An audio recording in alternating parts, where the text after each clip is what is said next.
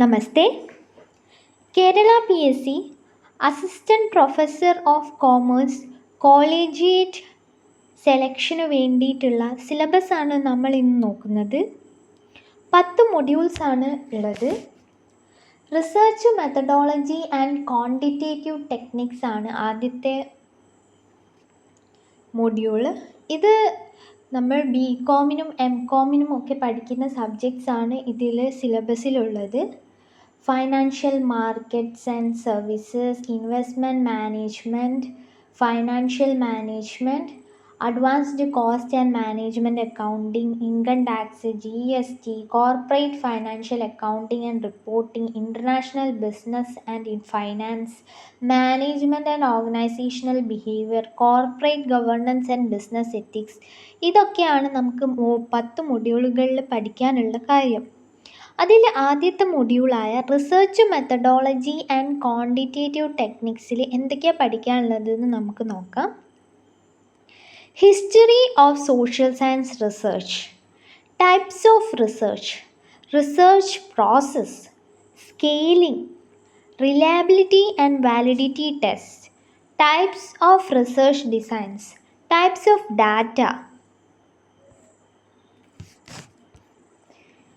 ഇതൊക്കെ എന്താണെന്ന് നമുക്കൊന്ന് നോക്കാം.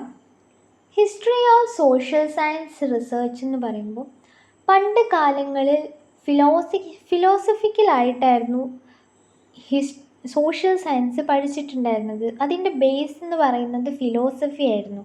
പിന്നീടാണ് സിസ്റ്റമാറ്റിക് ആയിട്ടുള്ള ഓരോ ഡിസിപ്ലിനായിട്ട് അത് മാറിയത്.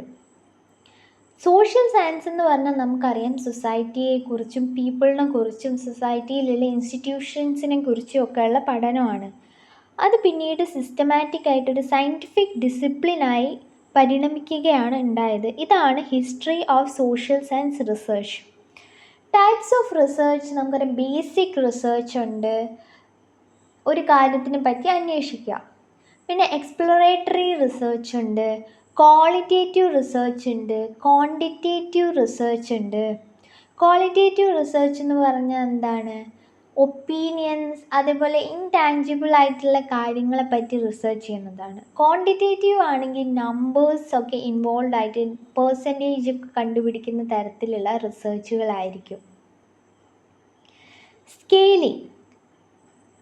സ്കെയിലിംഗ് എന്താണ്? നമുക്കറിയാം, നമുക്കൊരു ചോക്ലേറ്റ് ഇഷ്ടമാണെങ്കിൽ 1 to 5 റേറ്റ് ചെയ്യാൻ നമ്മൾ റേറ്റിംഗ് കൊടുക്കാത്തതായിട്ട് ആരും ഉണ്ടാവില്ലല്ലേ.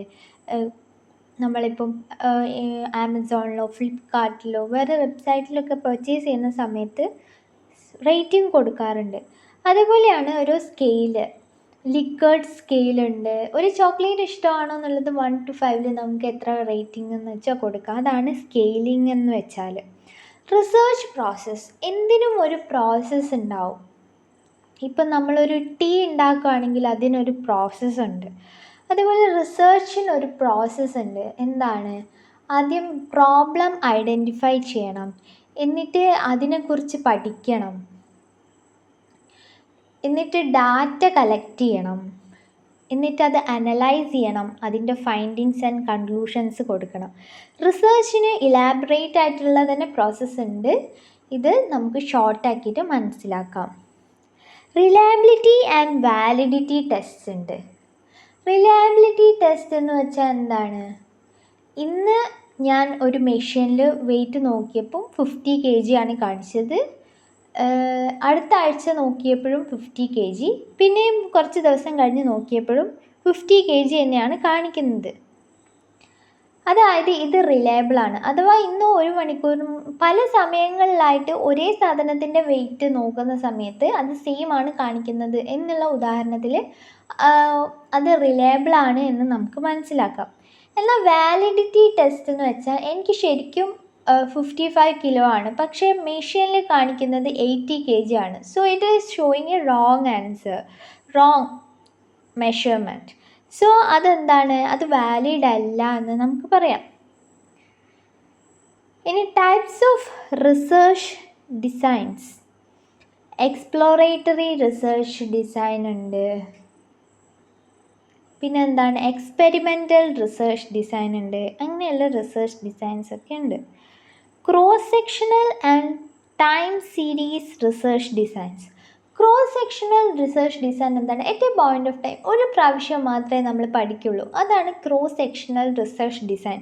ടൈം സീരീസ് റിസർച്ച് ഡിസൈൻ എന്ന് വെച്ചാൽ ഒരുപാട് പ്രാവശ്യം നമ്മൾ പഠിക്കും. മന്ത്ലി ഡാറ്റ എടുത്ത് പഠിക്കുക, ഓരോരോ മന്തിലും ഉള്ള ഡാറ്റ ഓരോരോ മന്തിലും പോയി എടുത്ത് പഠിക്കുന്നത്. ടൈം സീരീസ് പല പ്രാവശ്യം എടുക്കും. ഫോർ എക്സാമ്പിൾ, ക്രോസ് സെക്ഷനിൽ നമ്മളൊരു ഫോട്ടോഗ്രാഫായിട്ട് കണക്കാക്കുകയാണെങ്കിൽ ടൈം സീരീസ് റിസർച്ച് ഡിസൈൻ നമ്മളൊരു വീഡിയോ മൾട്ടിപ്പിൾ ഫോട്ടോഗ്രാഫ്സ് എടുത്ത് അറേഞ്ച് ചെയ്ത് വെക്കുന്ന ആയിട്ടാണ് ടൈം സീരീസ് റിസർച്ച് ഡിസൈനിനെ കണക്കാക്കുക. ടൈപ്സ് ഓഫ് ഡാറ്റ നമുക്കറിയാം. പ്രൈമറി ഡാറ്റ ഉണ്ട്, സെക്കൻഡറി ഡാറ്റ ഉണ്ട്. പ്രൈമറി ഡാറ്റ എന്ന് പറഞ്ഞാൽ എന്താണ്? നമ്മൾ നേരിട്ട് പോയി കളക്ട് ചെയ്യുന്ന ഡാറ്റയാണ്. ജേർണൽസ് എന്ന് കളക്ട് ചെയ്യുന്നതൊക്കെ സെക്കൻഡറി ഡാറ്റ. നമ്മൾ നേരിട്ട് പോയി കളക്ട് ചെയ്യുന്നത് ഏത് ഡാറ്റയാണ്? നമ്മൾ ക്വസ്റ്റിനെയർ വഴി കളക്ട് ചെയ്യുക, ഇൻ്റർവ്യൂ വഴി കളക്ട് ചെയ്യുന്ന ഇതൊക്കെയാണ് പ്രൈമറി ഡാറ്റ. സെക്കൻഡറി ഡാറ്റ എന്ന് പറയുമ്പോൾ അപ്പോൾ എന്തായിരിക്കും? നേരിട്ടല്ലാതെ റിപ്പോർട്ട്സിൽ നിന്ന്, ബുക്സിൽ നിന്ന്, വെബ്സൈറ്റ്സിൽ നിന്നൊക്കെ നമുക്ക് കിട്ടുന്ന ഡാറ്റയാണ് secondary data. Okay, thank you.